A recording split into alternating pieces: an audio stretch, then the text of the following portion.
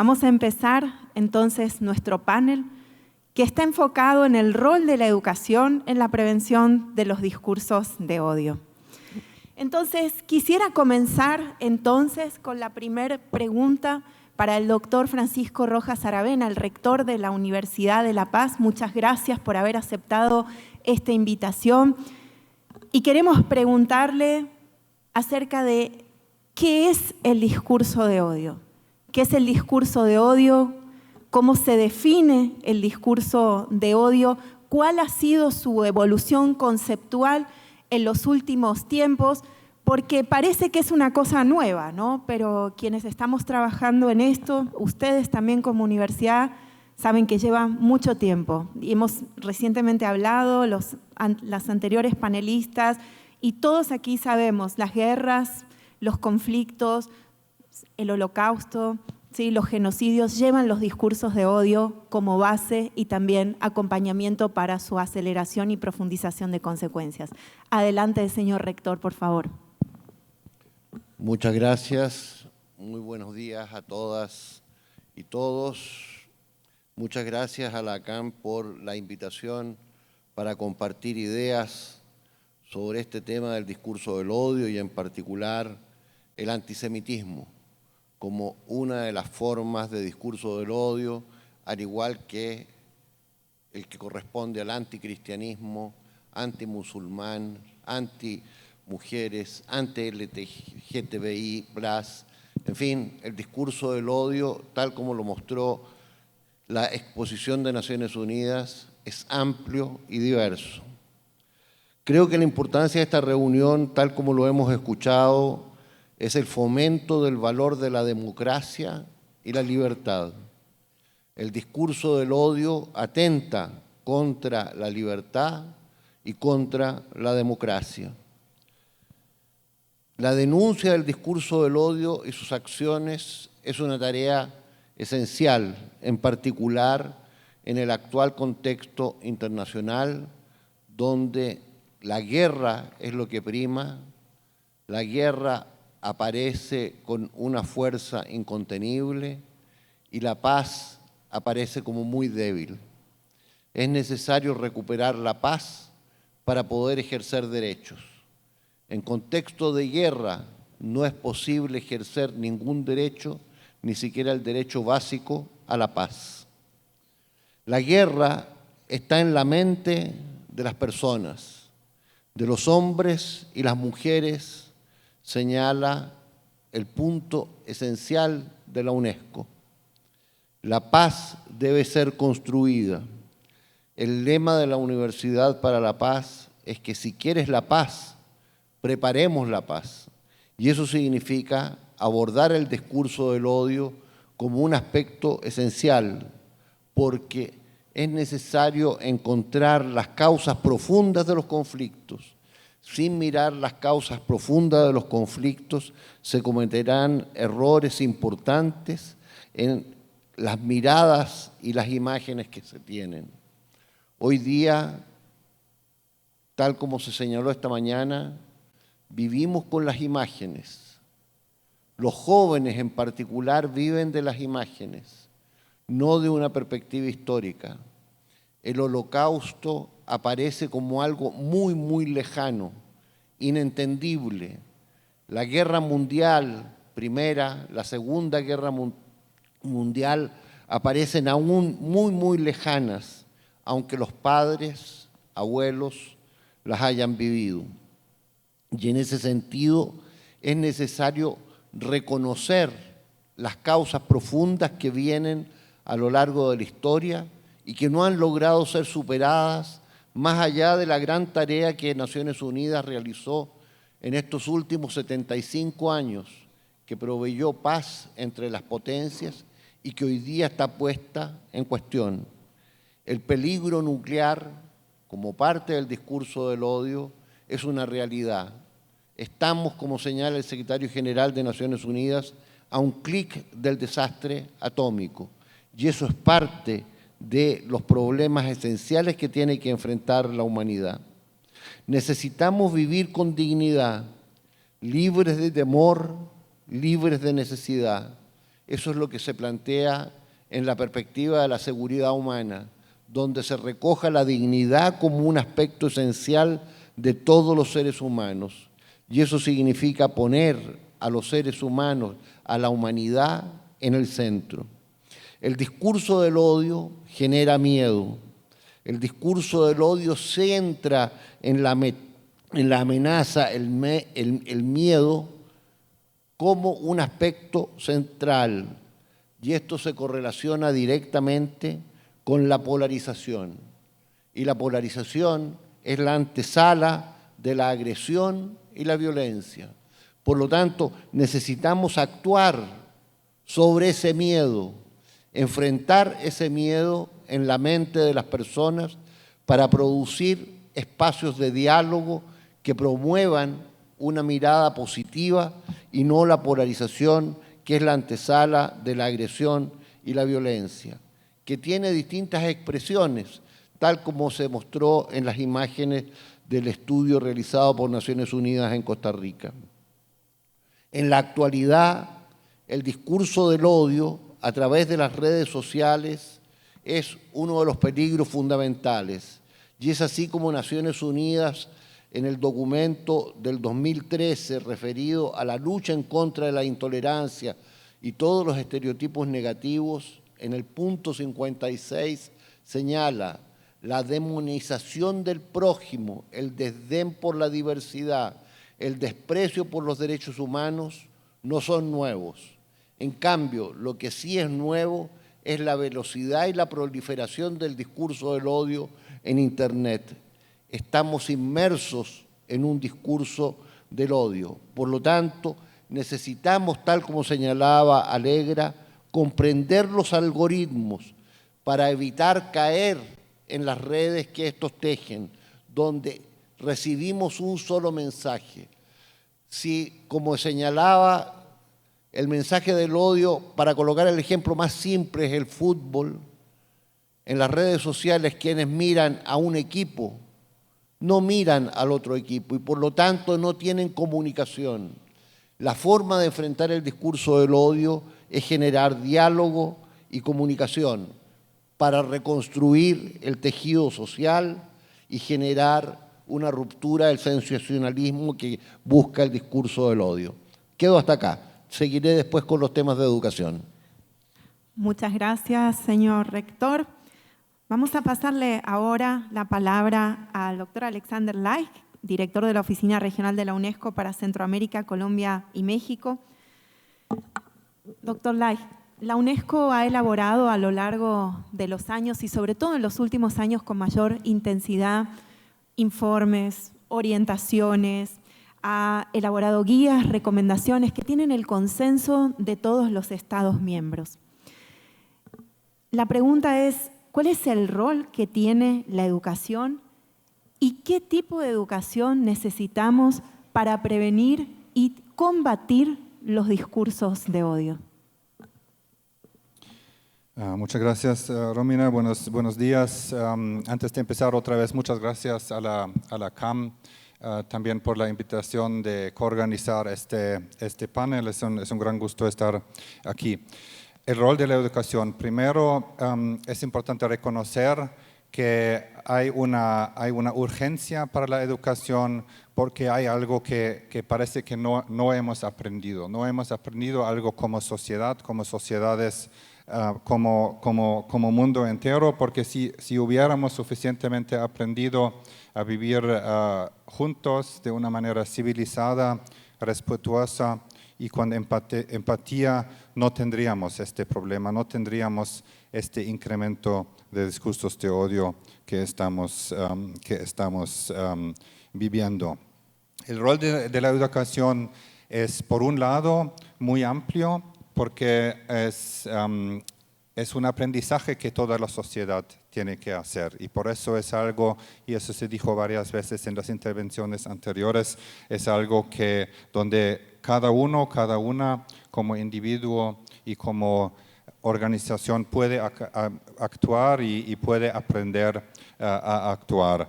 Por otro lado, tenemos en nuestras sociedades esa gran herramienta, la educación formalizada la educación escolar, la educación en instituciones educativas, y eso es realmente una gran oportunidad para dar los valores que son necesarios y para sentar las bases contra todo tipo de discurso de odio. En ese sentido, la educación es también algo que puede dar de una manera muy concreta, y más adelante hablaremos de eso, herramientas muy concretas en cuanto a la respuesta a los discursos de odio, pero también, y eso es probablemente incluso más importante, juega un gran rol cuando se trata de prevención, realmente cuando se trata de dar los valores que contribuyen a la prevención del discurso de odio.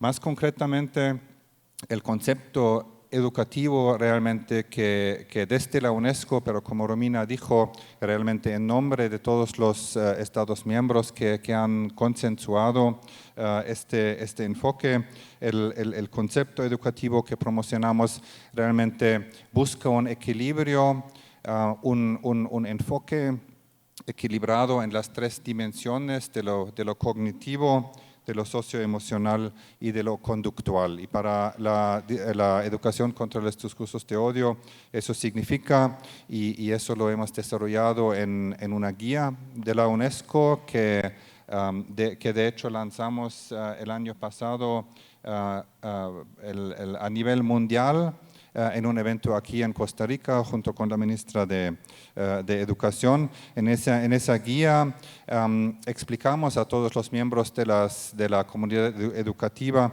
ese enfoque educativo, que significa en la dimensión cognitiva, por ejemplo, entender intelectualmente, cognitivamente qué es un discurso de odio, cómo se relaciona el combate contra el discurso de odio con el tema de libertad de expresión, cuáles son también los actores de discursos de odio, cuáles son las razones por las que se usa el discurso de odio, pero el entender lo intelectual solo es una componente. La otra componente es la parte socioemocional, aprender la empatía, aprender la solidaridad, aprender cómo se experimenta ser confrontado con el discurso de odio, y eso nos lleva a la tercera dimensión educativa, es realmente la de las acciones, realmente, porque si solo nos quedamos dentro de la escuela aprendiendo a nivel intelectual y emocional, pero no cambiamos nada en nuestras vidas fuera de la escuela, no paramos el discurso de odio. Entonces se trata también de dar herramientas realmente de una manera muy práctica y muy concreta en la vida cotidiana, confrontar y actuar contra los discursos de odio, apoyar la diversidad y el pluralismo. Eso es muy breve. Creo que en la segunda ronda tenemos oportunidad de desarrollar la oferta que la UNESCO tiene hacia la comunidad educativa más, pero ese es muy breve nuestro concepto que ofrecemos para el combate contra los discursos de odio, con el núcleo en la escuela, pero enfatizando que el trabajo va más allá de la escuela y es realmente un proceso de aprendizaje para toda la sociedad. Me paro aquí y continuamos luego. Gracias. Muchas gracias, doctor Laich. Quisiera ahora darle la palabra a la profesora Isabel Burstein. Ella es docente e investigadora sobre la Shoah, especializada en capacitación docente. Señora Burstein, con toda su larga trayectoria como maestra y formadora, ¿cómo ha sido la evolución de la enseñanza en la educación sobre el Holocausto? Y sobre todo, preguntarle en qué medida ha habido cambios en los últimos tiempos, de la mano, por ejemplo, de lo que ha sido la aceleración, ¿no?, del uso de las tecnologías a nivel de las personas, las comunidades donde hay acceso, por supuesto, y también en el sistema educativo. Y preguntarle cuáles son, si usted nos puede decir, principales lecciones aprendidas y desafíos que ve. Muchas gracias. Bueno, en primer lugar, agradecer la posibilidad de participar en este panel y muy buenos días a todos. Son varias preguntas para contestar y trataré de ser concisa y breve en cada una de ellas. En primer lugar, ¿cómo ha ido cambiando el tema de la educación de la Shoah, del Holocausto, dentro del tema general de educación? Bueno, eso ha avanzado muchísimo.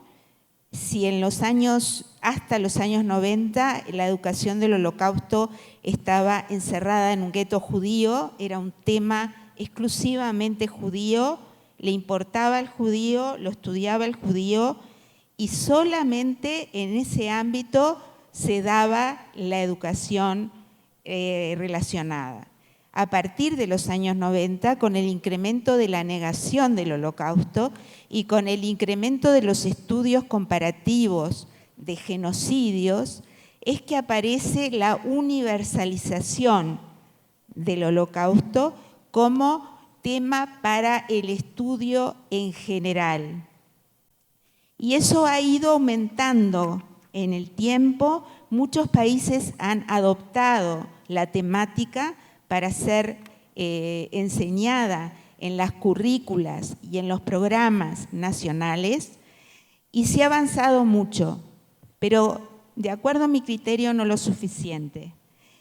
¿A qué me refiero? Muchas veces el tema aparece en los programas, muchas veces las políticas educativas lo definen y asientan de que es un tema a educar, pero desde las políticas y desde la currícula hasta el aula, la relación personal entre el docente y el alumno, hay un tramo muy extenso, y en el medio las intenciones primarias que podían haber en la emisión de políticas educativas no siempre llegan al alumno. Es así que yo entiendo, la pregunta es ¿por qué? Eso se da por diferentes razones. En algunos casos por temas administrativos que tienen que ver que hay políticas federales y hay políticas provinciales, y muchas veces ellas no coinciden. Pero hay un problema, a mi criterio, mucho más grave, que es el tema de la concientización del profesor. El docente, que es el intermediario, no siempre está preparado para trabajar esta temática. Muchas veces teme incluso abordarla, por diferentes razones, a veces por temor a cómo los alumnos van a reaccionar, o a veces por prejuicios en cuanto a que esto es solamente un tema judío, ¿sí? Y no es necesario traerlo al aula. Por eso yo entiendo que si bien hemos evolucionado muchísimo, sobre todo en políticas educativas, debemos trabajar muchísimo en capacitación docente. No podemos pedirle a docentes que son difusores del discurso de odio, que enseñen acerca de la lucha contra el discurso de odio. Nos encontramos con que sindicatos, docentes, hoy en día defienden el discurso de odio. Y cómo ese docente va a enseñar, ¿sí?, a sus alumnos en contra de algo que él mismo emite. Estamos en una situación difícil, yo creo que necesitamos muchísima más capacitación, y algo que no quiero dejar de mencionar es que he visto jóvenes en la sala y yo le propongo, los felicito por estar presentes, y le propongo a CAM para el próximo panel de educación y para que todos los actores estén representados, que también haya jóvenes aquí en este panel, expresando qué sienten acerca de ese discurso y cómo influye en sus propias vidas. ¿Me podrías repetir la segunda pregunta que me hiciste? Hablamos de... Sí, ¿cómo ha impactado en esta educación sobre la Shoah las transformaciones digitales en la educación? Las transformaciones digitales han impactado en todo tipo de educación. No digo nada nuevo cuando estoy hablando de que el tema de las redes, el tema de todo tipo de aparato, el tema de las TICs, de las herramientas tecnológicas que utilizamos en la educación, son un adelanto tremendo en cuanto a comunicación. Pero también, y bueno, esto quizás vaya en contra del reloj, pero hemos visto resentida nuestras relaciones personales. Yo creo que todo el tema de la comunicación digital ha hecho que se pierda mucha parte, una buena parte de lo que es la comunicación personal, de lo que es el intercambio, de lo que es escuchar al otro, de lo que es un debate, de lo que puede ser incluso una discusión, argumentar una discusión.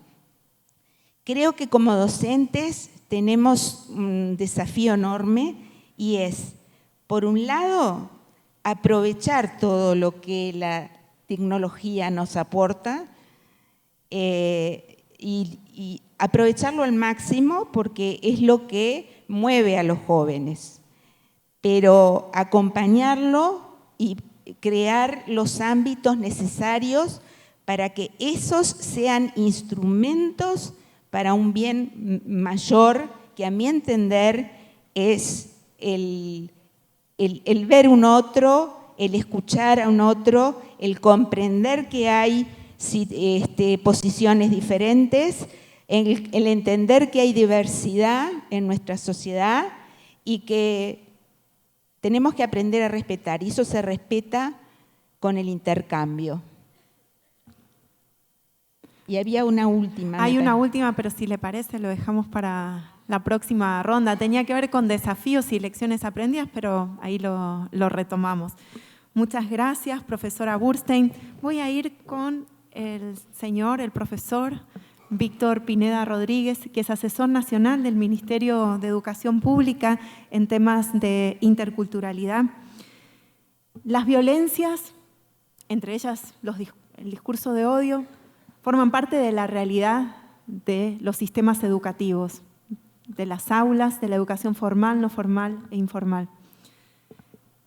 ¿Cuáles son las principales experiencias e iniciativas que nos podría compartir desde el área que usted lidera en el Ministerio de Educación, especialmente con temas del discurso de odio y con la perspectiva de la educación intercultural que usted tanto ha trabajado? Muy buenos días a todas y todos, espero que estén muy bien.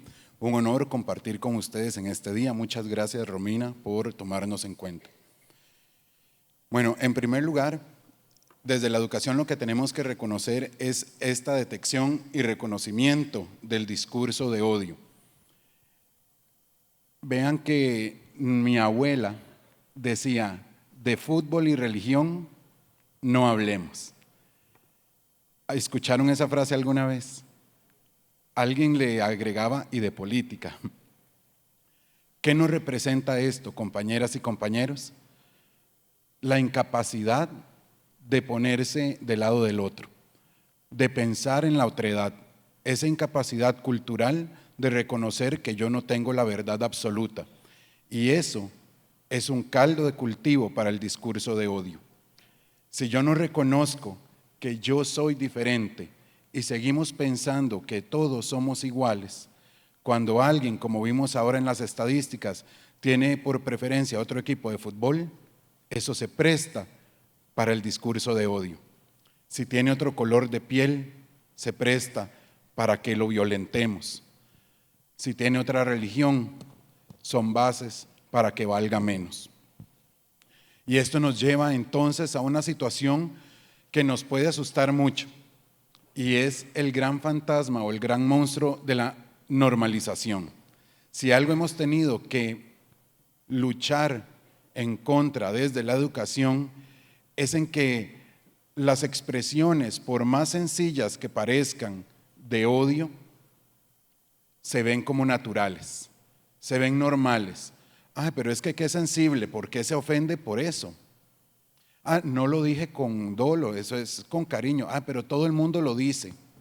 Eso no quiere decir que no esté ultrajando la historia, la cosmogonía y la cosmovisión de todo un pueblo, de toda una cultura, y que requiere ser respetada, que requiere ser valorada.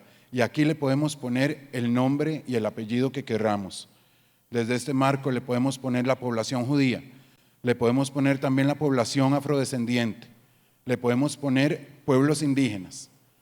Y entonces es obra de educación, deber de la educación, poder desarrollar personas con habilidades blandas que sí puedan hablar de fútbol, que sí puedan hablar de religión o de política, sin temor a que eso vaya a terminar en una gran disputa.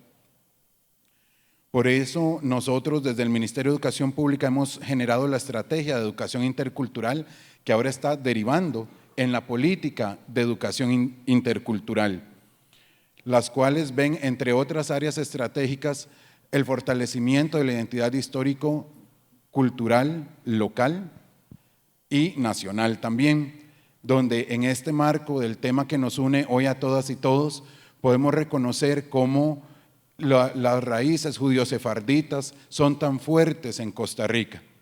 De lo contrario, no nos dolería la jupa, ¿verdad? O las cosas no diríamos que se descocheraron.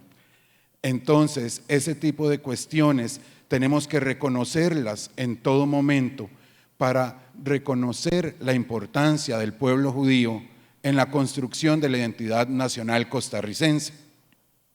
Y ojo, que esos ejemplos que di fueron meramente lingüísticos, pero podríamos decir muchísimos más. Además, implica la atención a las poblaciones culturalmente diversas en este país, donde sabiendo que hay una cultura mayoritaria que tiene muchísimas cosas muy fáciles desde la percepción cultural en general, hay otras poblaciones que han sido olvidadas e invisibilizadas y merecen ser tratadas con pertinencia cultural, y todas estas habilidades es correspondencia de que las personas docentes, como decía la profesora Bernstein, y las personas estudiantes y funcionarias en general, la sociedad costarricense como tal, tenga interiorizadas. De esa línea tenemos otra área que es la erradicación de todo tipo de discriminación racial y xenofobia, y para esto lo que hemos hecho es establecer líneas de acción como la formación para personas funcionarias, elaboración de recursos de apoyo, porque desgraciadamente cuando tratamos el antisemitismo, cuando tratamos la discriminación racial o la xenofobia, primero les tenemos que decir, vean, esto es, porque si no, las personas creen que tienen el poder de seguir diciendo frases o situaciones más complejas desde lo sistémico para anular e invalidar la presencia y la importancia de grupos culturales en este país, y eso no lo podemos permitir más. También el acompañamiento a todas las direcciones regionales de educación para que esto sea una realidad y no sea un tema de escritorio o solamente un papel muy bonito y un discurso al cual aplaudir, sino que sea una realidad donde todas y todos sepamos que en Costa Rica tenemos campo y que valemos. Y para finalizar, ¿verdad?, también incluye las acciones de promoción, acciones como esta, también webinarios, festivales, que sin caer en el activismo son necesarias para recordar todos los aportes que tienen las personas independientemente de su cultura, de su nacionalidad o de su religión o grupo etario, incluso en la construcción de la cultura costarricense general o de las culturas de todas las Costa Ricas que realmente existen.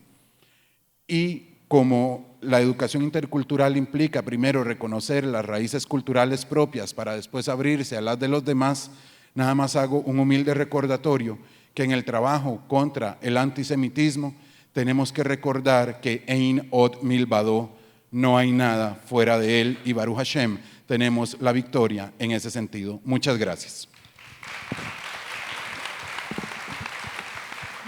Muchas gracias, profesor Pineda.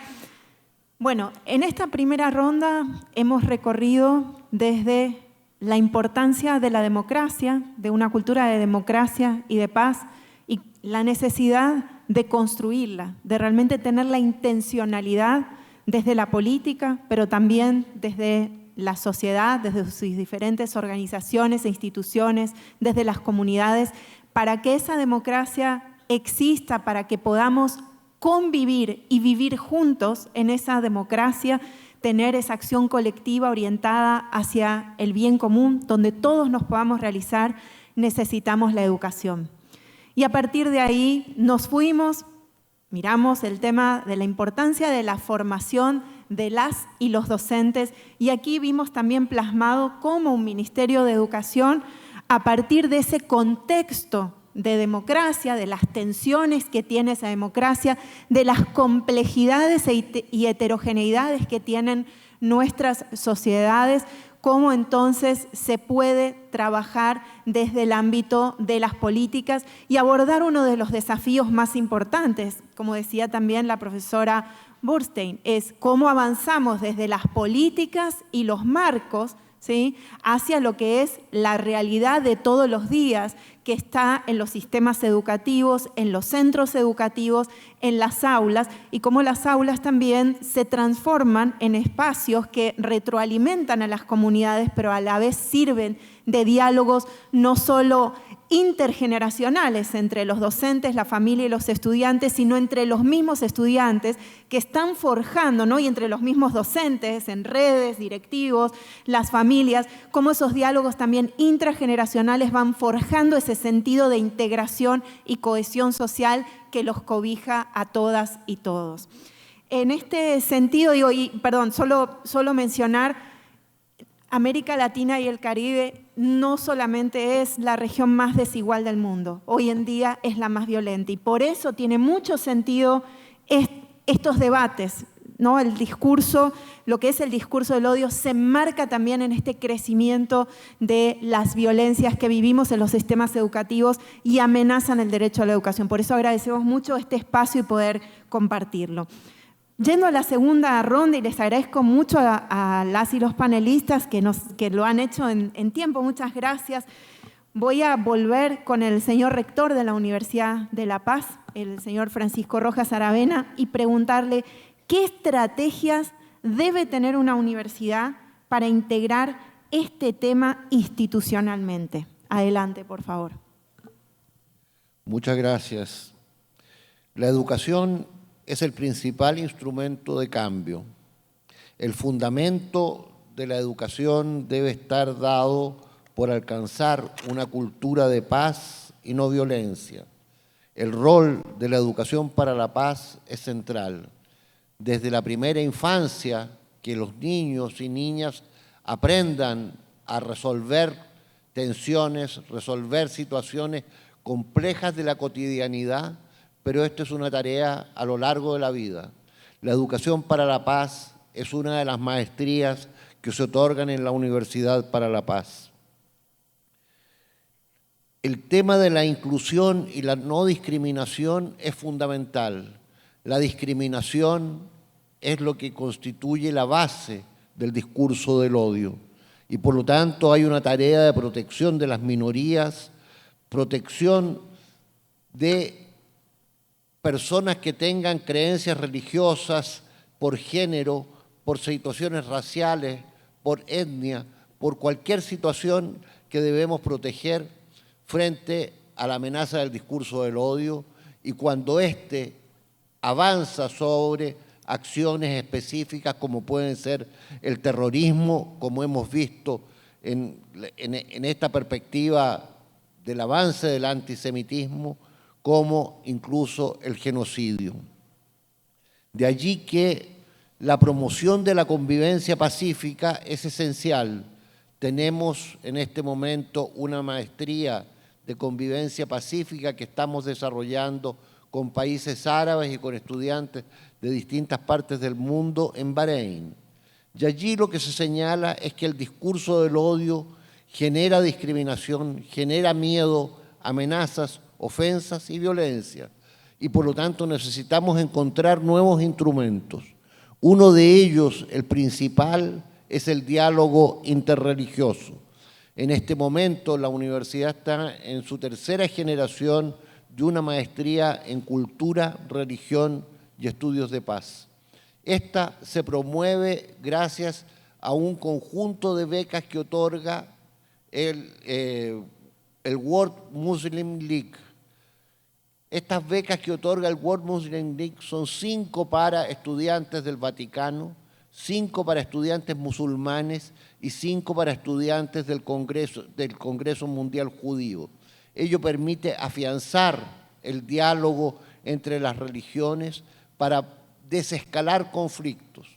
Es así como la resolución de la Asamblea General del 1 de abril de este año señaló el diálogo interreligioso e intercultural a nivel local, nacional, regional e internacional en el que participe la sociedad civil puede desempeñar un papel positivo en combatir el odio, la incitación a la violencia basados en la religión o las creencias, así como el racismo, la incitación al odio y otras formas de intolerancia, y promover la dignidad humana, la fraternidad humana, la tolerancia y la sociedad. Y continuó que encomió iniciativas y acciones prácticas de organismos pertenecientes a las Naciones Unidas, en particular a la Universidad para la Paz, así como sus actividades en promover una cultura de paz y no violencia, y en particular la promoción de la educación para la paz. En esa perspectiva es muy importante el pensar la libertad de prensa, la libertad de opinión. La universidad generó una oficina de protección legal de periodistas para Costa Rica frente a los problemas que puedan impactar la libertad de prensa. Sin libertad de prensa en el mundo no habrá libertad para las personas y no habrá democracia tal como acá se ha señalado. Mirar los efectos de la inteligencia artificial es fundamental. La inteligencia artificial provee grandes beneficios a la humanidad, en particular en el ámbito de la medicina, en el ámbito de las ingenierías, en el ámbito de muchos aspectos, pero también la inteligencia artificial genera graves problemas con las armas autónomas, pero también en distintos tipos de control en los cuales las decisiones humanas dejan de estar presentes. Hemos creado una sede en Roma que estudiará el impacto de la inteligencia artificial sobre la sociedad. El valor de la vida es el valor esencial que debemos proteger. El valor humano esencial para la construcción de bienes públicos globales. Y en ese sentido, retomando lo que señala el documento de Naciones Unidas en la lucha contra la intolerancia, la discriminación, la violencia por motivos religiosos, señala, es fundamental afianzar las estrategias de lucha contra el discurso del odio, partiendo en un profundo conocimiento del contexto local. Eso es lo que nos mostró Naciones Unidas hace un momento. Las soluciones técnicas y los algoritmos por sí solos no bastarán. Para alcanzar el progreso sostenible es necesario que todas las partes interesadas generen confianza, haciendo frente a los agravios más amplios en torno a la exclusión, la discriminación y garantizando a las distintas comunidades puedan opinar y decidir sobre su futuro en todos los niveles y por lo tanto aferrarnos a nuestra humanidad y destinos comunes, trabajando en conjunto. Ese trabajo en conjunto es generar diálogo en cada una de las comunidades, pero también a nivel internacional. Eso significa revalorizar el multilateralismo. Para ello se requieren acciones político-diplomáticas esenciales, como una asociación por la paz, como un aspecto esencial. Será el principal instrumento en contra del discurso del odio y el antisemitismo. Muchas gracias. Muchas gracias, señor rector. Para el señor Alexander Laich, el director de la Oficina de la UNESCO para Centroamérica, Colombia y México, bueno, a partir de la experiencia global de trabajo de la organización y la visión construida que nos compartía, ¿cuáles son las respuestas que impulsa UNESCO para combatir los discursos de odio? Muchas gracias, Romina. Alegra habló antes sobre el plan de acción de Naciones Unidas contra discursos de odio que se implementa entre muchos organismos de Naciones Unidas y también muchos otros socios también del mundo no gubernamental. La UNESCO contribuye en varias líneas de este plan de acción, pero principalmente en el ámbito de la educación. Y ahí son varios procesos y varios materiales, varios documentos, varias herramientas que ofrecemos a los Estados miembros, a los gobiernos, pero a toda la comunidad educativa. Lo primero es el marco normativo, realmente, crear un consenso sobre el marco normativo de la educación en el contexto del discurso de odio. El año pasado, la Conferencia General de la UNESCO, la Asamblea de todos los Estados miembros, adoptó, después de un largo trabajo de varios años, la recomendación sobre la educación para la paz, que detalla los principios principales para la educación para la paz y también incluye la educación contra los discursos de odio. Es un documento muy importante porque es la culminación de mucho trabajo en temas de educación para la paz, educación para el desarrollo sostenible, educación para la ciudadanía mundial, que la UNESCO, pero con la UNESCO, toda la comunidad educativa alrededor del mundo ha hecho en los últimos años. Y me parece muy importante e interesante también, porque de una manera es un regreso a este documento y todo ese nuevo enfoque en educación para la paz y la ciudadanía mundial es un retorno realmente al propósito principal de la educación, porque a veces nos enfocamos en educación y todo importante para la alfabetización, para el mundo del trabajo, educación, vincular la educación con el mundo del trabajo y otras habilidades, todo relevante y todo importante, pero a veces me parece que después de eso pensamos que el combate de discursos de odio a través de la educación es algo adicional, es algo que debemos añadir cuando todo el resto de la educación ya se cumple. Pero nuestra opinión es que debería ser al revés. El propósito principal realmente de la educación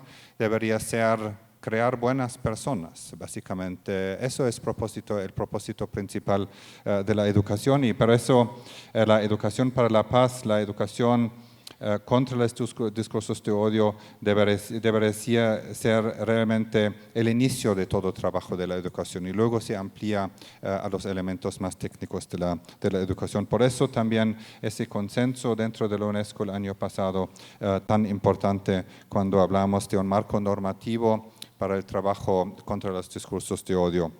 La segunda contribución que hacemos, yo hablé un poco, yo hablé de eso ya antes, un poco el marco conceptual, lo que normalmente llamamos la educación para la ciudadanía mundial, con las tres componentes o dimensiones, la dimensión cognitiva, socioemocional y conductual.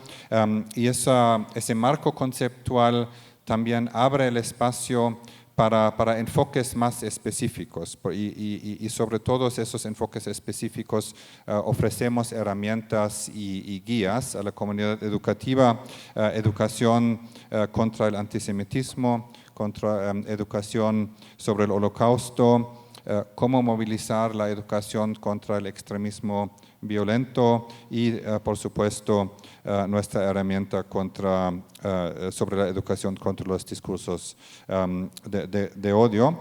En ese marco conceptual también muy importante ver que el ámbito en línea, el ámbito virtual, necesita habilidades específicas, necesita todas las otras habilidades de solidaridad, de empatía, pero también necesita unas habilidades de pensamiento crítico muy específicos, detectar discursos de odio en línea, detectar discursos de conspiracy en línea, y eso es también que ofrece nuestro marco conceptual.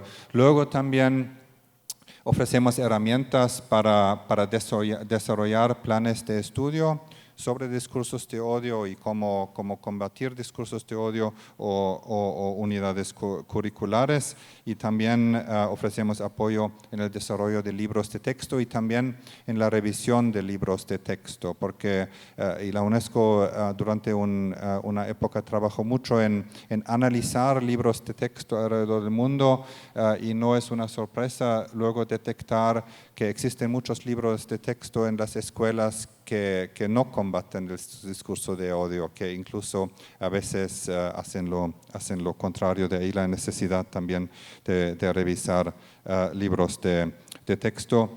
Y por último, también ya se mencionó, muy importante la capacitación de docentes en todos estos marcos normativos, marcos conceptuales, pero también las herramientas muy concretas, las unidades curriculares muy concretas para el trabajo en el aula, y a veces también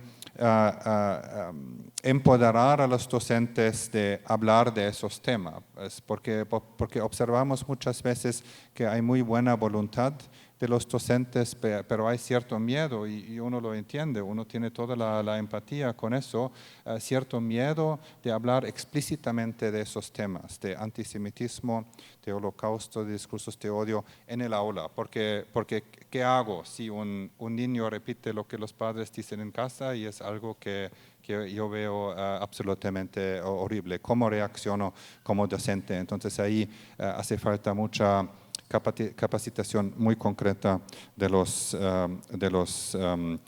docentes. Sí, esos son básicamente la UNESCO. Bueno, como dije al inicio, hace todo el trabajo con diferentes socios, a veces con gobiernos específicos que lideran ese tipo de trabajo, con otros organismos de Naciones Unidas y por supuesto con organizaciones como la CAM, y a nivel también nacional con el MEP y con muchos otros. Muchas gracias. Muchas gracias, señor Alexander Laich.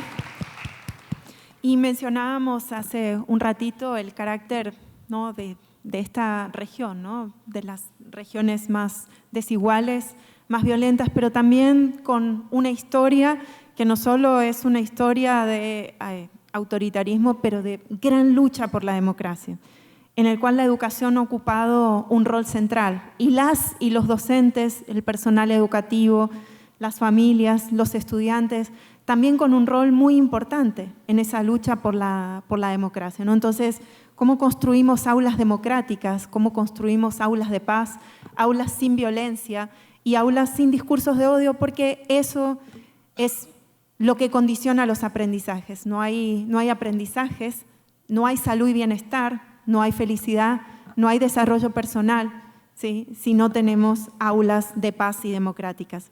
En este sentido, quisiera preguntar, y mirando ese rol de las y los docentes, ese reconocimiento que tenemos que dar a su labor cotidiana, preguntarle a la profesora Burstein, con base a sus experiencias, los desafíos que ella conoce, lecciones aprendidas, ¿qué recomendaciones tendría para los docentes, o si quisiera enfocarlo en la formación, ¿no?, o aquellos que deciden la formación de las y los docentes en el abordaje del discurso de odio? Y cómo el abordaje de la Shoah podría potenciar o contribuir, ¿sí?, a este abordaje del discurso de odio. Y si nos quiere compartir, si hay tiempo, alguna iniciativa o un ejemplo de este trabajo. Gracias. Bueno, Mi recomendación a los docentes para abordar el discurso de odio es abordarlo tranquilamente, es decir, marcarlo, afrontarlo, no minimizarlo, tomar conciencia de que eso existe, aprovechar las oportunidades que en el aula se dan. Muchas veces los discursos de odio en las aulas son más sutiles, hay humillaciones, hay segregaciones, hay exclusiones, hay lo que llamamos bullying, ¿sí? Y para mí el principal tema es afrontarlo, no dejarlos pasar. Creo que el aula es como un laboratorio, mini laboratorio de la sociedad, en donde se puede experimentar y se puede vivir en una dimensión más pequeña lo que ocurre en una sociedad mucho más extensa. Y no hay que tener miedo, como decía hoy Pilar Rahola, al odio hay que afrontarlo. Yo propongo que si hay un discurso de odio, lo estudiemos, lo analicemos. ¿Qué es lo que dice? ¿Por qué lo dice? ¿Qué nos dice del emisor? ¿Cómo lo recibe el receptor? ¿Hay estereotipos? ¿Está hablando de una verdad o es un prejuicio? Es decir, tomar el propio discurso de odio como insumo para el análisis crítico y sacar las conclusiones entre todos, democráticamente y con el aporte de cada uno de los participantes. Comprometer a los participantes en el análisis crítico de esas situaciones. Por otro lado, me interesa también mencionar que en lo personal considero, y voy a ser un poco disruptiva en esto, que ya hay una generación que hemos perdido. Como se decía hoy, no estamos en la etapa de discurso de odio. En la sociedad estamos en la etapa de violencia, violencia directa. Ya hemos pasado el discurso a una etapa peor. Hemos escalado en esa espiral del odio y nos ha llevado a una etapa más avanzada, de la cual es más difícil salir aún. Sin embargo, como educadora, apuesto a la educación de las nuevas generaciones. Y entiendo que no nos podemos permitir el fracaso nuevamente. Tenemos que abordar estos temas con mucha seriedad, en lo cotidiano, en lo que ocurre día a día,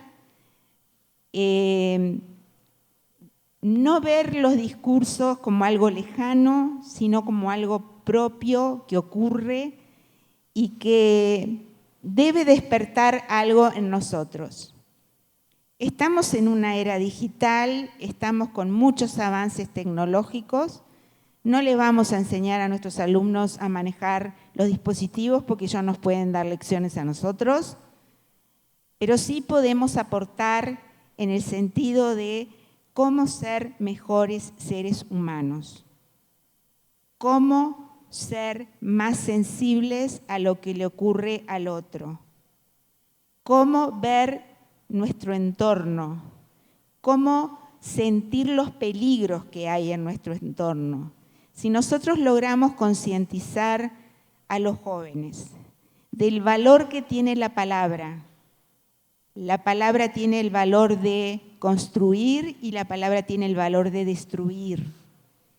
Si logramos que nuestros alumnos sean más conscientes de la responsabilidad que les toca en lo que ellos hablan, en lo que ellos hacen, estamos logrando una juventud más atenta a los riesgos que estos discursos nos pueden traer.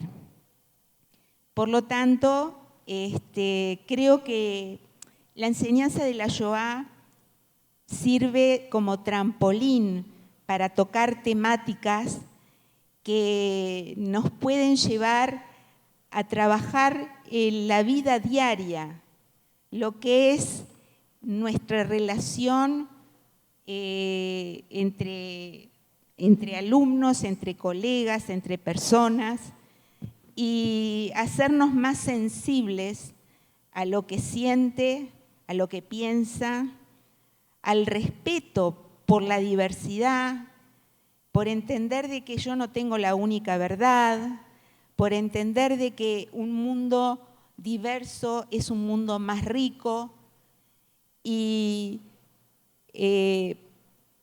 poder aportar desde el rol de cada uno, ya sea del docente, del alumno, del padre, de los hogares que tienen una responsabilidad sumamente importante, contribuir en la construcción de una sociedad más pluralista, de una sociedad más democrática, de una sociedad que respete más la diversidad.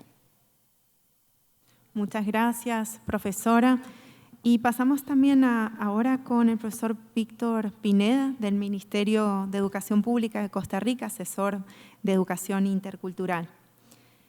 ¿Qué recomendaciones ustedes desde su trabajo cotidiano que realiza con educadores, con directivos y, por qué no, también con otros hacedores de política de otros países, qué recomendaciones usted tendría desde la perspectiva de la educación intercultural para el abordaje del discurso de odio? Adelante. Muchas gracias de nuevo, Romina. Bueno, acá quisiera dividir las recomendaciones que tengo desde el nivel administrativo, en primer lugar, luego desde el nivel curricular o lo que pasa directamente en las aulas, y luego el nivel cocurricular. Y quisiera hacer un añadido a recomendaciones generales, no solo para hacedores de políticas, sino para todas y todos nosotros. En primer lugar, desde lo administrativo es importantísima la igualdad en el acceso a la educación para todas y todos. La educación es universal, es un derecho inalienable. Y esto implica ir eliminando prejuicios, por ejemplo, que la población judía solamente está en colegios privados. Ustedes no tienen idea de cuánta gente tenemos en la educación pública y cada vez más en centros educativos públicos que tenemos que atender porque solamente hablan hebreo y tenemos que trabajar para que su integración sea totalmente justa, totalmente igualitaria. Luego, que desde los centros educativos y desde toda instancia educativa se pueda trabajar desde la formación y coordinación desde los directivos con su personal. Y cuando hablamos del personal no nos referimos a los que están solo en la oficina o dando clases. Tenemos una experiencia muy fuerte de cómo trabajar estos temas. Estuve en Santa Cruz de Guanacaste con todo el personal, cocineras, conserjes, guardas de seguridad, y cómo esto ha implicado que todo el ambiente educativo cambie y el clima escolar sea más positivo en el tema de inclusión cultural en general. Y cómo se tienen que formar las personas funcionarias en general.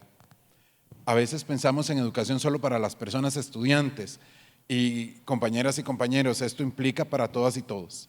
Estoy seguro que muchas personas adultas todavía siguen creyendo que las noticias se leen solo a partir de los titulares en las redes sociales, o que podemos formar una opinión objetiva a partir de todos los comentarios que tenga un tweet o todos los comentarios que tenga un TikTok.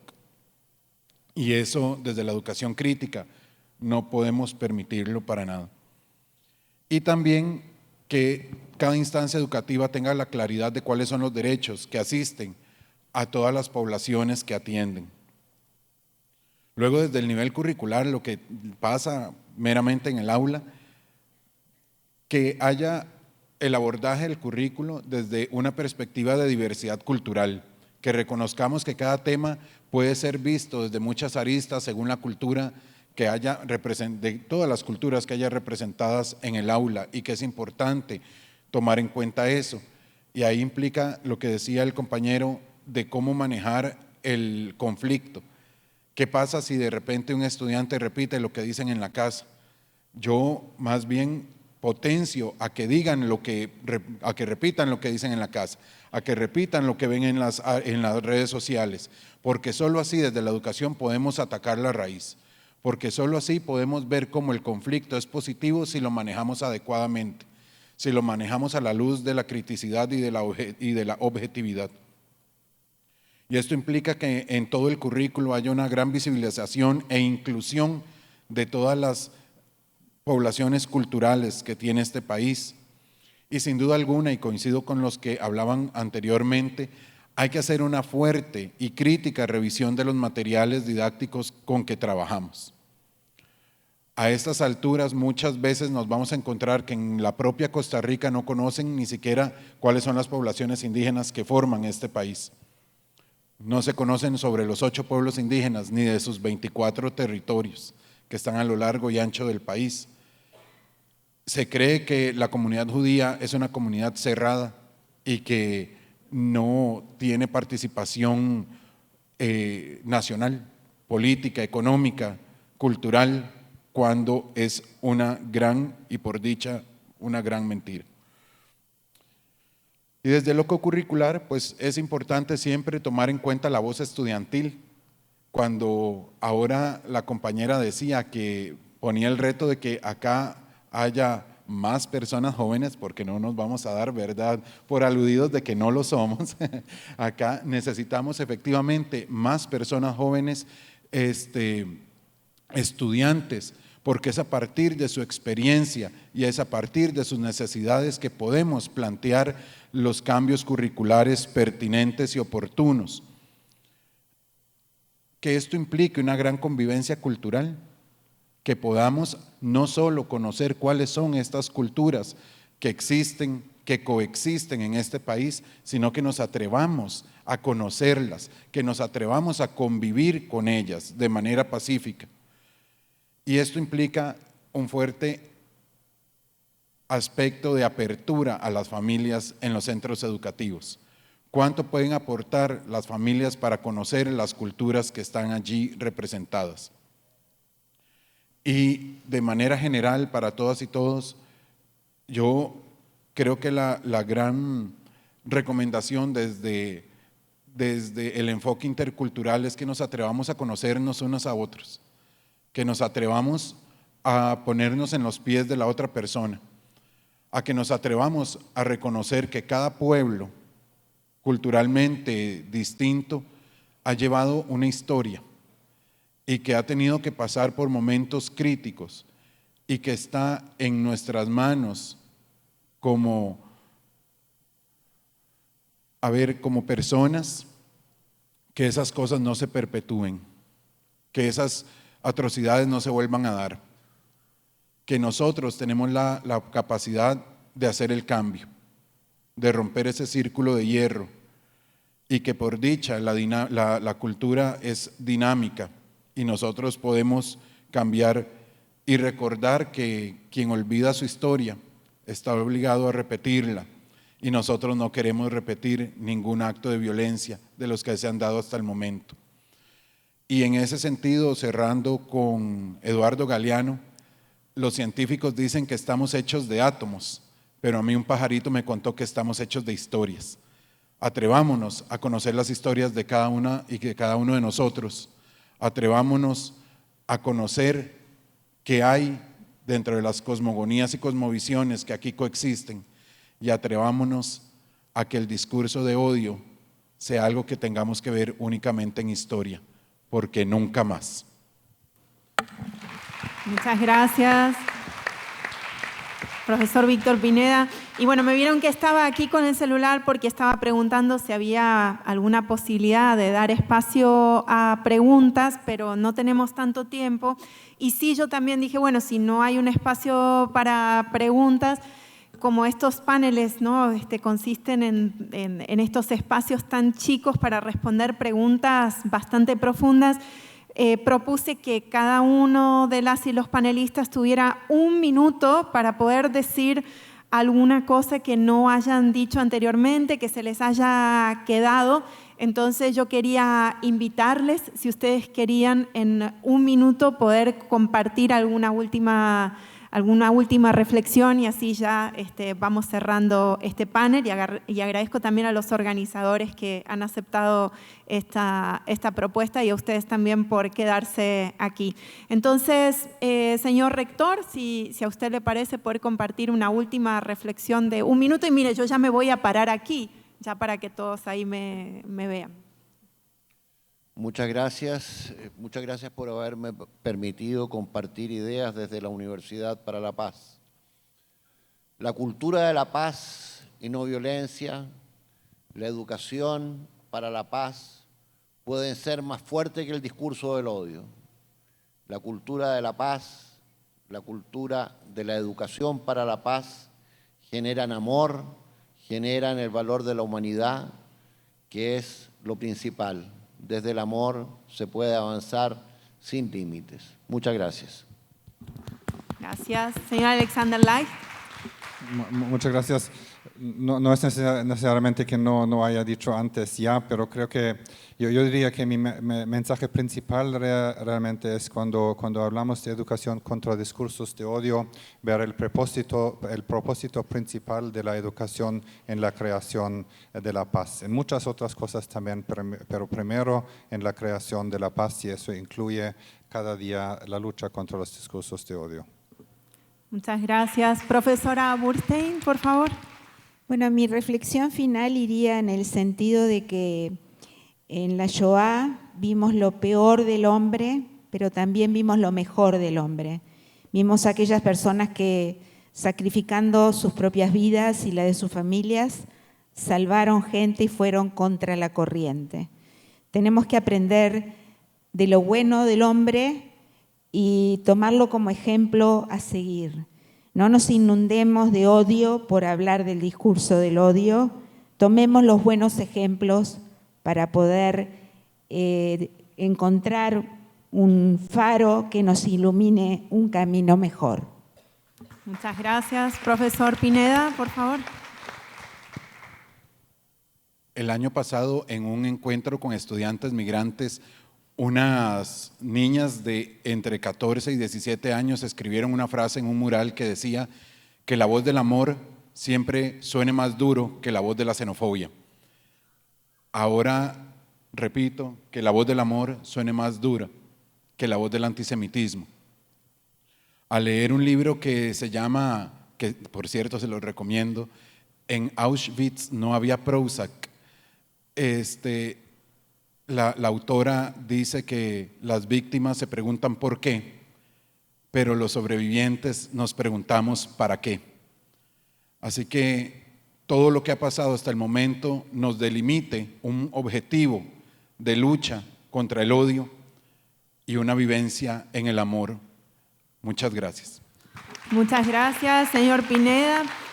Bueno, y solamente a modo de cierre, agradecer aquí a las y los panelistas que desde un primer minuto aceptaron esta invitación que hicimos desde la CAM y UNESCO. Agradecer también a la CAM por este espacio, por permitirnos hablar de lo que es la importancia de la educación en el discurso de odio, ir hacia lo que es directamente no solo el derecho a la educación, sino también cómo ese derecho a la educación está vinculado con nuestro ser como seres humanos, ¿no? En la UNESCO hablamos de ese sentimiento de pertenencia a una humanidad común, y para eso es necesario que tengamos y que trabajemos todos juntos para tener sistemas educativos promotores de los derechos humanos, promotores de la paz, promotores de la democracia, ¿no? Y esta región, como hemos dicho anteriormente, y también a nivel mundial, somos hemos sufrido,